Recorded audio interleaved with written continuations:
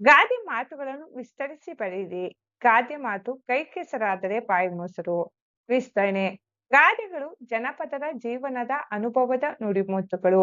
ಇವುಗಳಿಂದ ಜೀವನದ ಮೌಲ್ಯ ಹೆಚ್ಚುತ್ತದೆ. ಆದ್ದರಿಂದಲೇ ವೇದ ಸುಳ್ಳಾದರೂ ಗಾದೆ ಸುಳ್ಳಾಗದು, ಗಾದೆಗಳನ್ನು ವೇದಗಳಿಗೆ ಸಮಾನ ಎಂದು ಹೇಳುವರು. ಗಾದೆಗಳು ಆಕಾರದಲ್ಲಿ ವಾಮನನಾದರೂ ಅರ್ಥದಲ್ಲಿ ತ್ರಿವಿಕ್ರಮನಾಗಿವೆ. ಕಾಯಕದ ಮಹತ್ವವನ್ನು ಪ್ರಸ್ತುತ ಗಾದೆಯು ತಿಳಿಸುತ್ತದೆ.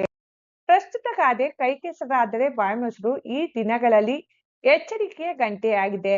ಕೈ ಕೆಸರಾದರೆ ಬಾಯಿ ಮೊಸರು ಅಂದರೆ ಕಷ್ಟಪಟ್ಟು ದುಡಿದರೆ ಸುಖವುಂಟು ಎಂದರ್ಥ. ಕೈ ಕೆಸರು ಅಥವಾ ಕೊಳೆಯಾಗುವುದು ಶ್ರಮದ ದುಡಿಮೆಯನ್ನು ಸಂಕೇತಿಸಿದರೆ, ಮೊಸರು ಅದರ ಫಲವನ್ನು ಬಿಂಬಿಸುತ್ತದೆ. ಸೋಮಾರಿಯಾಗಿ ಸುಮ್ಮನೆ ಕುಳಿತುಕೊಳ್ಳಬಾರದು.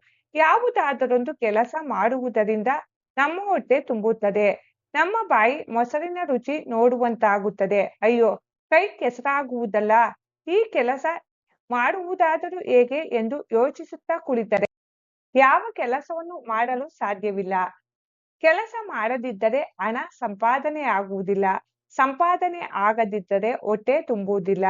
ಜೀವನ ಸುಖವಾಗಿ ಸಾಗಬೇಕಾದರೆ ಕೈ ಕೆಸರಾಗಲೇಬೇಕು.